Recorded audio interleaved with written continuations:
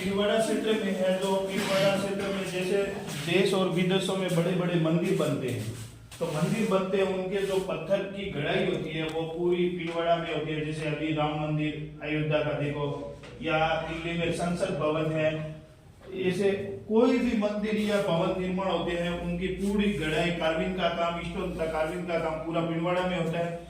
और कार्विंग का काम करने से जो मशीनीकरण से वो डस्ट उड़ता है गढ़ाई करने से, जिस डस्ट से जो एक बीमारी होती है जो सिलिकोसिस बीमारी कहते हैं, जो सिलिका डस्ट होता है, और वो डस्ट बीमारी होती है जो इतना मुहिम होता है, जो 1 mm और 0 mm होता है, जो मास्क लगाए तो भी रुकता नहीं है, सिलिकोसिस हो जाती है।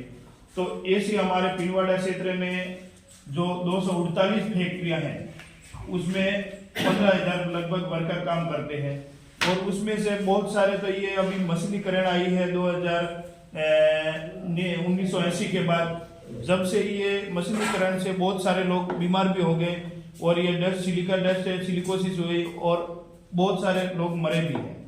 तो इसमें हमने शुरुआत, तो ये बहुत सारे लोग मर रहे थे तो हमने भी देखा कि ये मर रहे हैं, तो उनके लिए किस तरह से बचाव किया जाए, किस तरह से इनको बचाया जा सकता है। तो फिर हमने एक संगठन किया, फिर आवाज उठाई सरकार के सामने। तो फिर पहले तो सरकार मानने को तैयार नहीं है कि स्टोन कार्विंग करने से कोई सिलिकोसिस होती होगी। फिर हमने धीरे धीरे लगातार सरकार के साथ पैरवी की, कैंप किए। तो पहले 10 लोगों की जांच की, 10 में से 4 लोग सिलिकोसिस निकले। फिर ऐसे ही लगातार हमने 19 कैंप किया। 1900 में 4400 लोगों की जांच हुई, जिसमें से 100 लोग सर्टिफाइड निकले सिलिकोसिस। तो फिर सरकार भी धीरे धीरे मानने लगी। फिर धीरे धीरे सिलिकोसिस मानने तो लगी, लेकिन उनको सहायता कैसे मिलेगी, तो उसके लिए हमने इस जिला लेवल पे और स्टेट लेवल पे पैरवी की। तो सरकार ने 19 में सिलिकोसिस पॉलिसी बनाई। पॉलिसी बनाने के बाद उसको जो सहायता राशि या जीवित में और मृत्यु में जो सहायता राशि मिलती है वो मुआवजा नहीं मिलता। तो हमारा भी ये है कि जो सरकार एक बार ये पत्थर गढ़ाई का काम, तो ये तो राजा महाराजों की तरह पुराने टाइम से आ रहा है, चला आ रहा है। तो ये कलाकारी है और देश विदेशों में चल रही है, तो ये कलाकारी भी जीवित रहे और इनको बनाने वाले जो कलाकार है वो भी जीवित रहे। तो उनके लिए अपन ये जो सेफ्टी हो और मतलब स्वास्थ्य सुविधा हो, सुरक्षा और स्वास्थ्य सुविधा कैसे करे, तो सभी कारखाने रजिस्ट्रेशन हो। और ये पत्थर कढ़ाई का काम जोखिम वाला है, तो जोखिम वाला काम तो पॉलिसी में तो कहा है, सिलिकोसिस पॉलिसी में, कि एक भी मजदूर काम कर रहा है तो उस कारखाने को रजिस्टर होना चाहिए।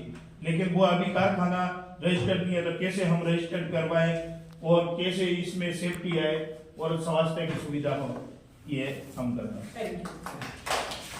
इसी के साथ मैं जोड़ना चाहूँगा। हाँ, मेरा नाम मदन लाल है और मैं भीलवाड़ा से आता हूँ। कौन ये बताइए उन बातों में एक ही बात जोड़ना है मुझे, कि जब हम सरकार के पास जाते हैं तो ये धर्म से जुड़ा काम है और संस्कृति से जुड़ा काम, तो सरकार इसमें हाथ डालने से डरती है। फिर इनकी सरकारें जो अस्थिर हो सकती है। आज माहौल जो देश में देख रहे हैं वो यही है, पूरे धर्म के आधार पर चलाया जा रहा मुहिम है। तो इसमें सरकार जब हम रखते हैं तो वो कहती है कि धार्मिक है, ये तो संस्कृति को बढ़ावा दे रहे हैं। लेकिन इस संस्कृति को बढ़ावा देने के साथ जो मानव अहित हो रहा है, जहाँ पर आपने गायों के लिए कानून बना दिए, तो वहां पर तो ये मानव वधशालाएं बना दी हमारे लिए। तो ये इस फेडरेशन के माध्यम से ये होगा कि कम से कम एक नेशनल लेवल का फेडरेशन, उसका अगर हम भी मेंबर होते तो हमारे लिए अच्छी बात है और फेडरेशन के लिए अच्छी बात होगी, क्योंकि ये न दिखने वाली जो जनहानि ये बाहर आ जाएगी। और ये खूबसूरती जो कलाकारी आपको दिख रही है, ये इस खूबसूरती का जो बदसूरती है, जो भीलवाड़ा का जो बदसूरत है, हालात उनमें गाँव में विधवाओं के नगर के नाम से जाना जाए, गांव बस्तियों में महिलाएं, विधवाएं, छोटे छोटे बच्चे जो पेट में अपने बाप का पता ही नहीं है और बाद में उसकी डिलीवरी हो रही है, ऐसे हालत भीलवाड़ा में बन गए। तो ये पूरा नजारा बाहर आएगा। इसको तो नजारा भी नहीं कह सकते, ये हमारी त्रासदी है। और इस फेडरेशन के माध्यम से हमें भी एक अच्छा मंच मिलेगा, सबके लिए काम आए, पूरे देश के लिए।